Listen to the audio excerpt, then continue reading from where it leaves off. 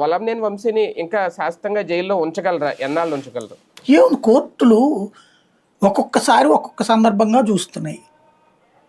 క్రిందటిసారి అసలు దాన్ని ఏమంటారు, రిమాండ్ ఇవ్వడానికి కూడా నిరాకరించింది చాలా కేసులు. ఇప్పుడు పెద్ద దాంట్లో రిమాండ్ ఇస్తున్నాయి. అప్పుడు సోషల్ మీడియా పోస్టుల మీద కేసులు ఎట్లా పెడతారని అడిగాయి, యాక్టే లేదని చెప్పి. ఇప్పుడు యాక్ట్ లేదు. ఇప్పుడు ఉన్న బిఎన్ఎస్ యాక్ట్ లో వచ్చేటప్పటికి 111 అనేటువంటి ఆర్గనైజ్డ్ క్రైమ్ తప్పించి ఇది కాదు. సోషల్ మీడియాది ఈ ఆస్పెక్ట్ ఆర్గనైజ్డ్ క్రైమ్ కాదు. అది సోషల్ మీడియాని అడ్డం పెట్టుకుని అమ్మాయిల్ని ట్రాప్ చేసేది, అట్లాంటి వాటికి పెట్టిన సెక్షన్ తీసుకొని దీనికి వాడుతున్నారు. అట్లాంటప్పుడు అసలు దానికి దీనికి ఏంటి సంబంధం అని చెప్పేసి అడగట్లా. కాబట్టి ధైర్యంగా నడుస్తుంది వీళ్ళకి లీగల్గా.